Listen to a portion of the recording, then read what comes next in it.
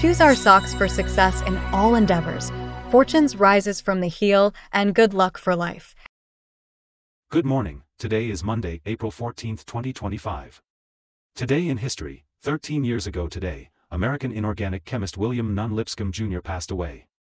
His research covered experimental and theoretical chemistry, as well as biochemistry, with major contributions to organoboron chemistry and metalloid compounds.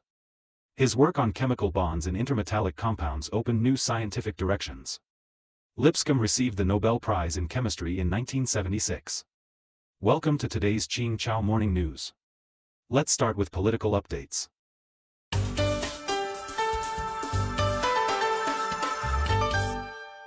U.S. revokes visas of hundreds of foreign students.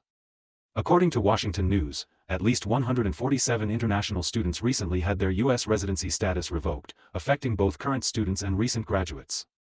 The students are from various schools, including Harvard, Stanford, the University of Texas at Austin, and the State University of Minnesota at Mankato, with similar incidents also reported at the University of California. This has caused panic among students and chaos at schools, which are assisting those facing detention or possible deportation.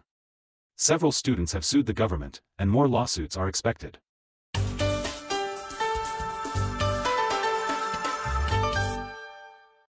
EU consults on establishing defense fund. According to sources in Brussels, the EU will discuss establishing a joint intergovernmental defense fund to purchase EU-owned defense equipment. The fund, called the European Defence Mechanism, will be established under an intergovernmental treaty with significant capital, allowing it to borrow and issue loans, and accept countries outside the EU, like the UK, Ukraine, or Norway. Experts noted that defense procurement in the 27 EU countries is highly fragmented, with at least 7 types of tanks, 9 types of self-propelled howitzers, and 7 types of infantry fighting vehicles. This fragmentation increases costs, reduces interoperability, and hinders economies of scale. A defense fund could create a unified European defense equipment market, reducing costs and integrating resources.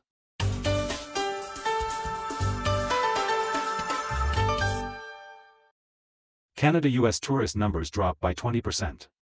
According to Canadian News, data showed that in the first few months of this year, the number of Canadian tourists traveling to the US dropped by 4 million, a 20% decrease, resulting in a loss of about $4.3 billion. Canada is the largest source of international tourists to the U.S. The U.S. Travel Association estimates that about 20 million Canadians travel to the U.S. annually, contributing over $20 billion. California, Florida, and Arizona are popular destinations for Canadian tourists. Since the beginning of this year, the number of Canadian tourists has sharply declined, with fewer air ticket and hotel bookings. A Canadian travel company reported that 20% to 30% of its travel orders to the U.S. have been cancelled, and new orders have dropped by about 90%. Thailand temporarily bans short selling. According to Bloomberg, the board of directors of the Stock Exchange of Thailand recently decided to temporarily ban short selling by all market participants, except for market makers, who provide liquidity. The exchange will also reduce the daily price limits of stocks and derivatives to curb sharp price fluctuations. The measures aim to alleviate abnormal fluctuations caused by external shocks and reduce market declines. Previously, Thailand's main stock market index, SET, fell by 4.3%, with a cumulative decline of nearly 20% this year, marking a 5-year low.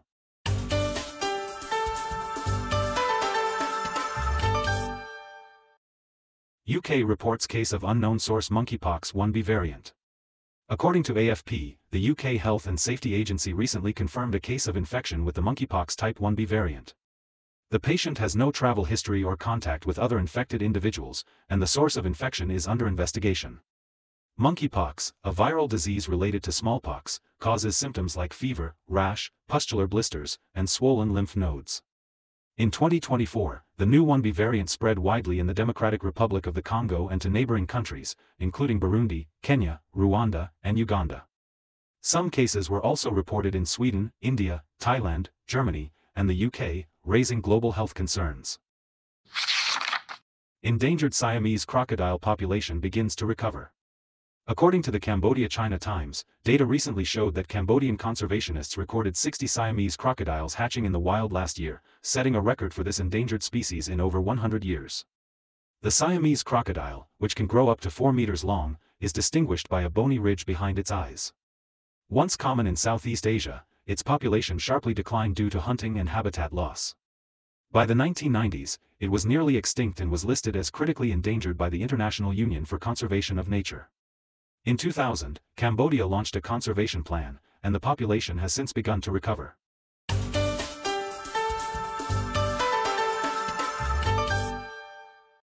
Colors of Land of Ancestors tourism event opens in Vietnam. According to VNA, the Department of Culture, Sports, and Tourism of Phu Tho Province, Vietnam, recently held the opening ceremony of the Colors of Land of Ancestors tourism event. Phu Tho, the birthplace of the Vietnamese nation and the founding place of the Hung Kings, preserves many cultural heritages. The event aims to promote the tourism image of Phu Tho and create a safe, friendly, attractive tourism brand.